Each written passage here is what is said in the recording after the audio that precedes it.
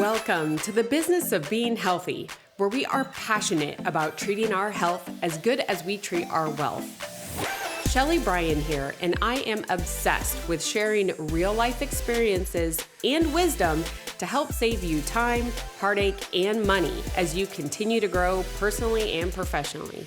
Twice a week, we push aside that BS to take massive intentional action. And I promise by tuning in, you will receive the straightforward talk you've been waiting for, filled with actionable steps that will inspire you to achieve the health and wealth you desire while you are building your empire. Excited for today's episode because of a few things. One, if you followed along on my last solo episode, which comes out every Friday, I am now calling out every single review. So I hope to be calling out your name, but in order to do so, I need you to jump over there, go ahead, leave a review, leave some words, maybe what resonated with you, because you could actually introduce this show to someone else just like us, and we can all be learning together, we can all be growing together, and getting one step closer towards our goals. So that review, yes, it helps me. And I'm not going to deny that. Thank you, because in podcasting, the reviews are incredibly important. But I actually think they're more important because I put myself in the listener's shoes, that I want to hear what other people are saying before I'm going to invest my time in it. So by you leaving that, you could absolutely be helping someone else. So thank you again. But for today's call out, I cannot pronounce this name, but I'm going to try and I'm going to spell it. This is from GAMPLOMP. When you leave it, it's like whatever your name is, that's what shows up. So Gaplomp just says, loved listening. Can't wait for more episodes. Something as simple as that just says, like, helps me. I can't tell you as a podcaster, like, thank you, because that just says, okay, I'm doing the right thing. I'm on the right track, like, keep going. So thank you so much. I can't wait to see who I call out next. I've already gotten a couple new reviews and it is just, it's so powerful. So thank you. All right. Enough with that. Let's dive into this show or this episode, because this is one that I heard. I'm trying to remember on another podcast, right? I'm a podcast host. I listen to certain podcasts. I invest my time there. I know that your time is very valuable as well. And this was a concept that was just like briefly mentioned, but it hit me. And so I wanted to dive deeper into it based upon some experience. And here on the business of being healthy, we're going to talk about business and health. And if you just know me in general, I love talking business, health, experience, leadership. I love talking construction, horses, podcasting, all of these things. But this topic, I could tie into so many things. And it's consistency versus intensity. So when I say that, it automatically made me think of the old tortoise and the hare, right? The tortoise and the hare story, we know it. Right? The tortoise who's consistent and keeps going is the one that wins the race. And I want to take it further than that, because I've had some experiences recently that have just like really proved about consistency versus intensity. And first, I want to dive into kind of the health side of things when it comes to that. Because if you may not know, I actually did some fitness competitions. I started back in 2014 training for it. I think it was it might have been 2013. And I did about 3 years. My last one was in November of 2017. But for about 3 years, I was on a pretty strict eating plan. I was dieting down for these shows. And let's say it was intense, right? I had 2 hours of cardio a day. My meal planning was pretty strict. We'll get into the details on a different episode, but it was pretty strict, as you can imagine. For example, my cardio was through the roof. I was working out, lifting a minimum of 1 hour per day, but it was about 2 hours when because as you can imagine, high achiever, overachiever, I was going. And it hit me after my first competition when I was like, I have no idea what to do. I've been going at such an intense pace for so long. I have no idea what to do. I don't know how to work out. Now that I'm not like prepping for another show just yet, I don't know what to eat. I don't know. And what happened was I gained 40 pounds. Yes, I am 5'2" on a good day. And I gained 40 pounds after my first show because I didn't know what to do. I was going at such an intense rate that I like hit the wall and I rebounded so bad that it took me a year to reset my metabolism, to get my health back in order, get my hormones back in order, as you can imagine, all of these different things because I was so intense. And when I think about that, it was a great learning experience because I understood very quickly, based upon experience, that going at an intense rate doesn't work. And if you even think of yourself right now, if you've tried various workout strategies or lifting strategies, if you've tried out various nutrition plans or diets, I don't love that word, but diets, right? Everyone goes strong. It's just like the beginning of the year. We're getting to the point now where it's like January and everybody's going to have their New Year's resolutions that they're making these very like strong, intense workout plans and nutrition plans, and they die off. Every year in January, going to the gym is so frustrating because there are so many people there. It's also disheartening for me because I know that so many are going at such an intense rate that they will peter out. They will fall off. Life will get in the way from keeping them consistent there. And so when it comes to health, not only have I found a nutrition plan that works for me, allows me to travel, allows me to have date nights with Chris, allows me to have fun on the weekends and feel no guilt. It's that consistency, which has made me successful. I went from doing 2 hours of cardio a day when I was training for those fitness competitions to now I go no more than 20 minutes at a time in cardio, no more than 4 days a week. That consistency has actually what made me get in the best shape of my life now at 43 versus when I was going at such an intense rate for those competitions. So it's that consistency. It's almost like doing less consistently will yield you more results. So that's the example I kind of wanted to talk about with health, because I want you to start thinking about times in your past when maybe it came to your health and mental, physical, nutritional, all of it.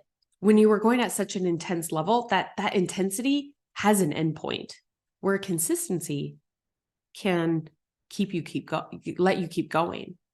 Being more focused on consistency can get you to the results that you want, maybe in a different time frame, but you can stay there versus intensely hitting a wall and falling off like I did.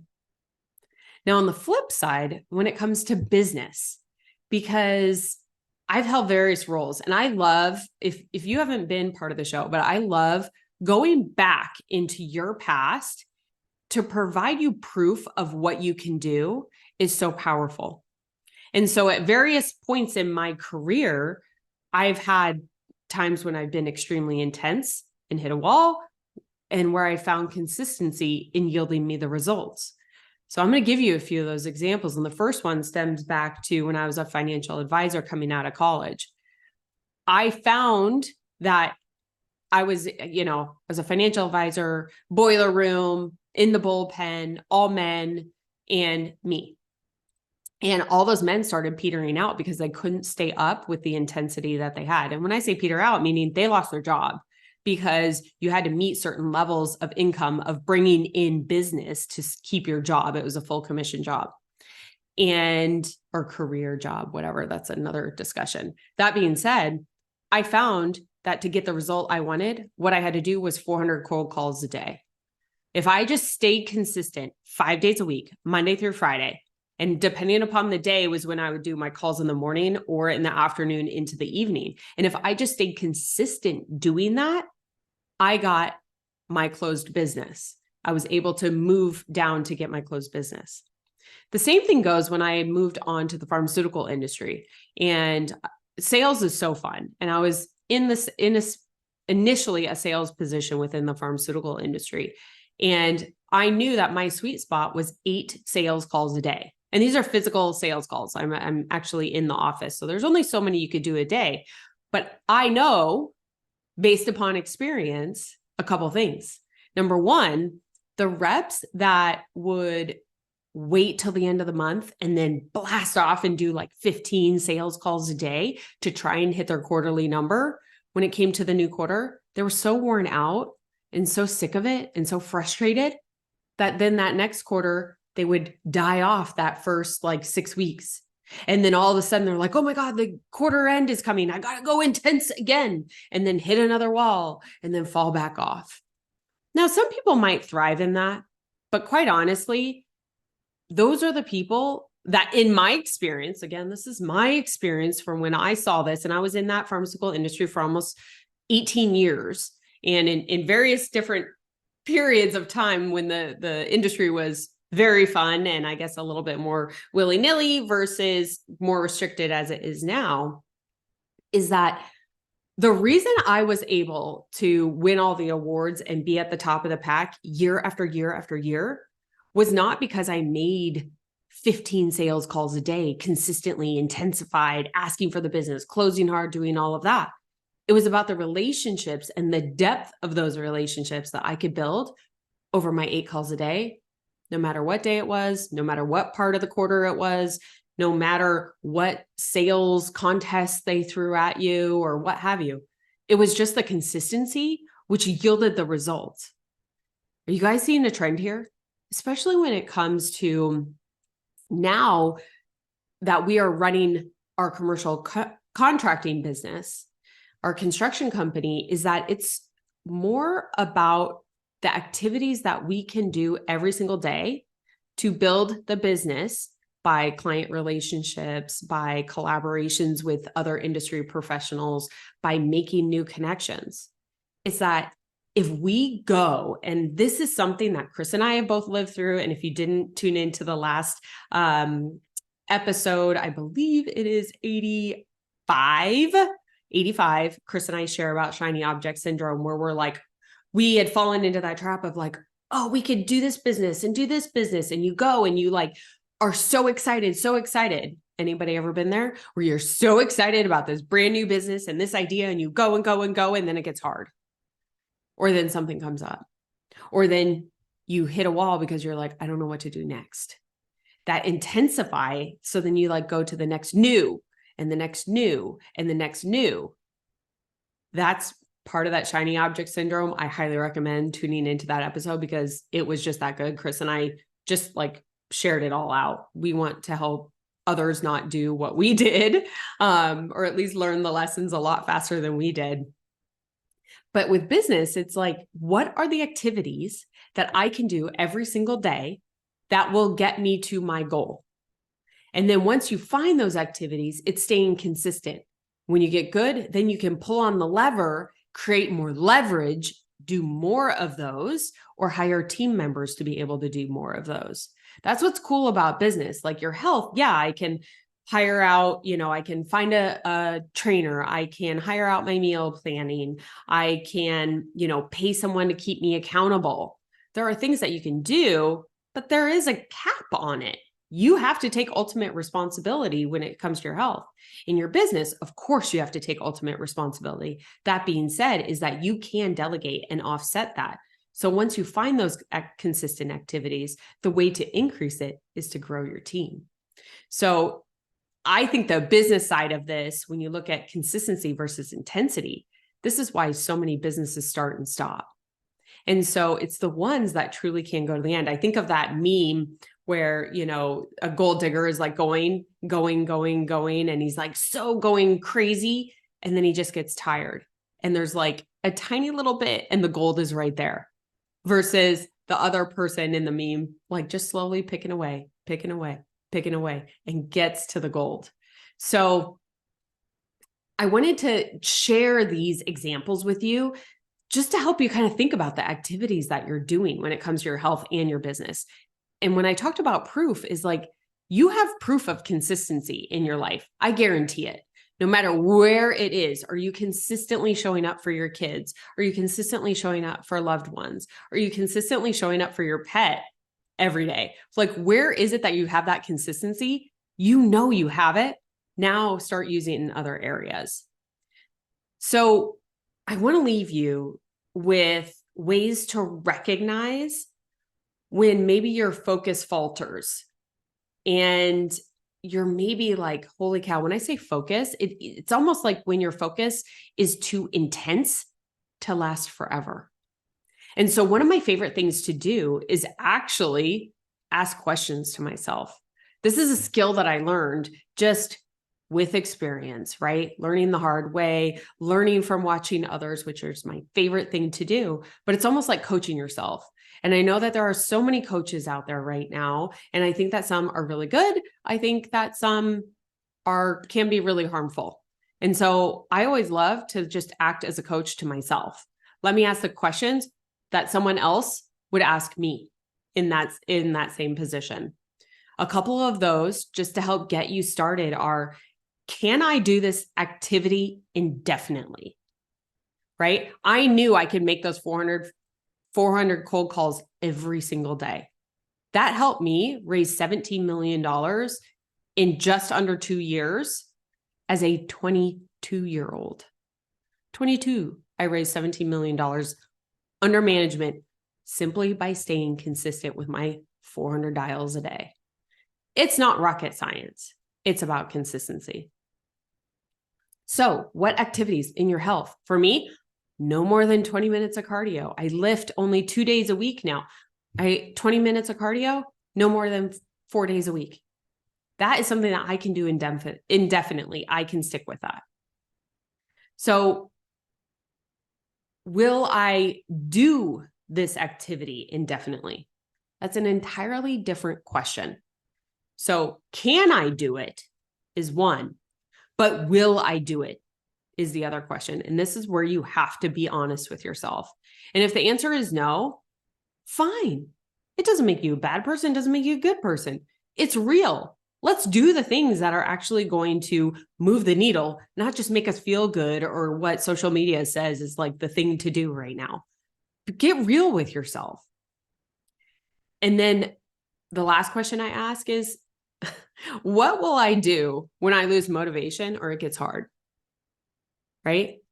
If this is my consistent thing that I'm going to do, and I know in business it gets hard. We just got some news. It's going to get hard. It's fine. We know how to handle it. We can still stay consistent in the things to move the business in our needle, or move the needle in our business. Excuse me. When it comes to health, when it gets hard is when people fall off. So what can I do when it gets hard? How am I going to stay motivated? What am I going to do when the dog throws up, when a loved one gets sick, when the business meeting got slammed on my schedule at the end of the day? What am I going to do? Have that thought process, have that methodology already nailed out, because it's coming. This is life. It's coming. It's going to be hard. You will lose motivation. It will suck some days. But on those days, how do you stay focused to stay consistent? And one of the things that I just want to leave you with, it just made me think about this when I said it earlier, was in that movie, Saving Sarah Marshall. Yes, it's a funny movie. But if you have seen it, there's a fun scene where Paul Rudd is like the surf instructor, and they're on the beach trying to teach everybody how to surf. And he's literally laying on the board, and Paul Rudd's like, do less. No, do less. And he's like, I'm doing nothing. Sometimes doing less gets you more. And when you find that you're like, holy cow, this is a big list of things to do, that's that intensity mind of like, go, go, go, I got to go do it. That's a key like trigger, like, oh, I'm kind of going intensifying. Do less. Be like Paul Rudd. Do less. Do less to get more. And do the things that make it unreasonable that you would not succeed if you did it consistently. So I hope this episode just kind of opened up, like got you to think differently based upon some of my experience in both business and health, and how I look at it when I am getting too intense or when I'm focusing on intense activities, that it lets me understand like, okay, wait a minute. Consistency is actually what wins. It's not the intensity. Now, I recognize sometimes there are intense periods, but being able to plan ahead to be like, okay, the next 30 days, this is going to be intense. And then I'm going to move here into my consistent, steady state that I'm going to keep going at. Having that forethought to be able to get to that point and have it already planned out will let you navigate from intensity into consistency.